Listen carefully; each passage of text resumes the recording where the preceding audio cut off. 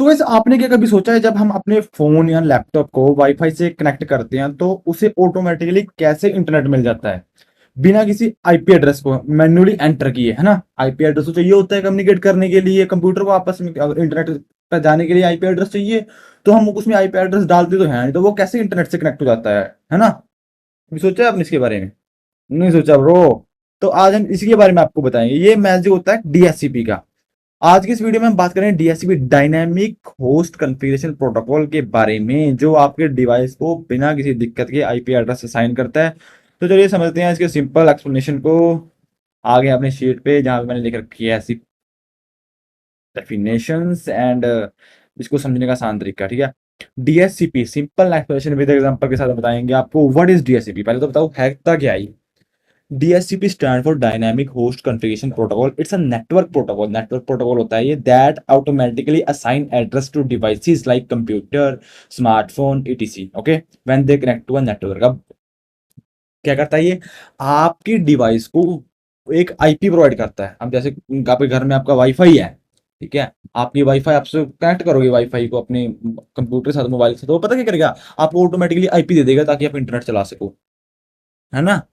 Manual तो नहीं आप ऐड करते ना। अगर मैनुअली ऐड करते तो पहले तो सीखना पड़ता है कि आईपी एड्रेस होता क्या है, कैसे उसको प्रोवाइड करती है, कैसे सारी नेटवर्क की कॉन्फ़िगरेशन समझनी पड़ती है आप।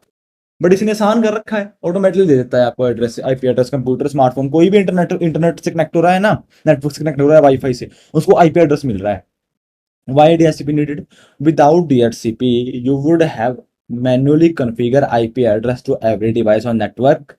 DHCP simplify this by automating by the process, making it easier to device connect to without user intervention. अब क्या करता है यार, न्यू की जरूरत है इसकी। अब अगर आपको इसकी, आप कोई भी बच्चा है, सपोज करो एग्जांपल देता, कोई बच्चा है, अब उसको वाईफाई चलाना है, तो वाईफाई को कनेक्ट कर लेगा, डायरेक्ट वो चला लेगा उसको। पर अगर उसको नहीं पता है ना कि हाँ डीएचसीपी होता है क्या है, उसको मैन्युअली कॉन्फ़िगर करना पड़ जाए तो वो कर लेगा? वो नहीं कर सकता। आपको सीख लो इसको कैसे करना होता है, पर आपको भी थोड़ा दिक्कत आएगी, है ना, सीखने के लिए। कोई नेटवर्क है ये, एक तो ज्यादा सीखना आसान भी नहीं है ना। आईपी एड्रेस की सारी सारी कॉन्फ़िगरेशन होता क्या है, कैसे इसको कॉन्फ़िगर करते हैं, नंबर्स वगैरह याद करने पड़ेंगे, है ना। कितना मुश्किल प्रोसीजर है ये एक इंटरनेट चलाने के लिए। सिर्फ चाहे आपको 5 मिनट के लिए चलाना है वो, उसके लिए भी आपको इतना कुछ सीखना पड़ेगा। बट डीएससीपी ने आसान कर दिया। आपको आपको पता भी नहीं होता और डीएससीपी होता क्या है, और आपको ये इंटरनेट दे रहा है। बहुत बड़ा बेनिफिट कर रहा है आप भाई, है ना। तो हाउ डीएसपी वर्क्स, क्या करता है ये? When a device, example your laptop, है ना, कनेक्टेड टू अ नेटवर्क। अगर कोई डिवाइस नेटवर्क के साथ कनेक्ट होता है, वो क्या करता है? उसको रिक्वेस्ट सेंड करता है। अब चलो मैं पहले डेफिनेशन पढ़ देता हूँ। It send the request for an IP address, the DHCP server response with the IP available address, other network information like gateway DNS. The device accept the IP address and connect to the network. अब क्या करता है ये? अब जैसे आपके घर में वाईफाई होता है ना, वाईफाई होगा, वाईफाई डिवाइस तो लगा होगा, वो राउटर सा होता है जिसे कान होते हैं लंबे लंबे से, है ना, सिंग कह सकते हो आप, सिंग से होते हैं लंबे लंबे से, वो लगा होता है राउटर। अब वो क्या करता है? चलो मैं आपको बता ही देता हूँ यार, यहाँ पे राउटर सर्च करके, है ना, राउटर। अब ये है, ये राउटर है ना। अब ये देगा उसको डीएचसीपी का आईपी, डीएचसीपी इसमें होता है, वो देता है उसको आईपी एड्रेस, ठीक है। अब क्या करेगा वो? आपका लैपटॉप वाईफाई से कनेक्ट होगा, उसको रिक्वेस्ट भेजेगी मुझे भाई आईपी दो। वो क्या करेगा? नेट देखेगा आपका, आपके डिवाइस को दिखेगा, है ना, कि उसको आईपी चाहिए, और आपके डिवाइस को वेरीफाई करके आपको आईपी एड्रेस प्रोवाइड कर देगा।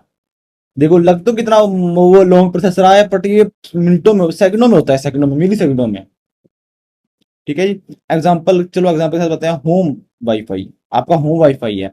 When you connect your smart for your home Wi-Fi, you don't manually assign an IP address. आप जब कनेक्ट करते हो वाईफाई के साथ अपने घर वाले के, तो आप तो नहीं कोई मैन्युअल एड्रेस भर रहे हैं ना, आईपी एड्रेस को तो नहीं भर रहे कोई manually. But the wifi router which acts DHCP server. अब जो आपका वो राउटर है ना, जो मैंने दिखाया, ये राउटर है, ये क्या कर रहा है? एक्ट कर रहा है। एक्ट मतलब अपने आप को एक डीएचसीपी सर्वर बना रखा है, डीएचसीपी बना रखा है, मतलब एक डीएचसीपी बना रखा है। डीएचसीपी हूँ भाई मैं आपको उसको आईपी दूंगा, ठीक है जी। Automatically give your phone and IP address so it can access the internet. ये क्या कर देगा? आपका जो लग रहा होगा घर में वाईफाई का राउटर लगा हुआ, या कहेगा कि मैं डीएचसीपी सर्वर, मैं डीएचसीपी हूँ, और आपके उसको आईपी एड्रेस दे देगा मोबाइल को, ठीक है, ताकि आप इंटरनेट पे जा सको। अगर डीएचसीपी ना होता तो what happens without DSCP? If there is a no DSCP, you would have to manually configure IP address, subnet mask, gateway, setting for every device which would time consuming and prone to errors. अब पहले क्या करते, आप क्या करते, अगर ये ना होता डीएससीपी, सपोज करो अभी आपको पता भी नहीं डीएससीपी होता क्या है, और अगर होता ही ना ये, तो भैया आपको तो पहले सीखते आईपी एड्रेस क्या है, ठीक है, आईपी एड्रेस की सीरीज सीखते, public IP address, private IP address, फिर उसकी सीरीज सीखते, फिर उसके नंबरों को याद करना पड़ता, मतलब कहीं एक तरह से आप नेटवर्क इंजीनियर बनना पड़ता आपको, ठीक है, नेटवर्क इंजीनियर के कई टास्क आपको पता चल जाते, फिर सबनेट मास्क को समझो, ठीक है, फिर गेटवे को समझो, ये सारी चीजें समझनी पड़ती तब जाके आप इंटरनेट चला पाते। बट डीएससीपी ने देखो कितना आसान कर दिया ये, है ना, आपको पता भी नहीं होता और आप इंटरनेट चला रहे होते हो और बैकएंड में डीएससीपी काम कर रहा होता है, ठीक है जी। तो दोस्तों ये था डीएससीपी का एक सिंपल एक्सप्लेनेशन। अब आप समझ गए होंगे कि कैसे ये प्रोटोकॉल हमारी डिवाइसेस को आईपी एड्रेसेस असाइन करता है और नेटवर्क मैनेजमेंट को इतना इजी बनाता है।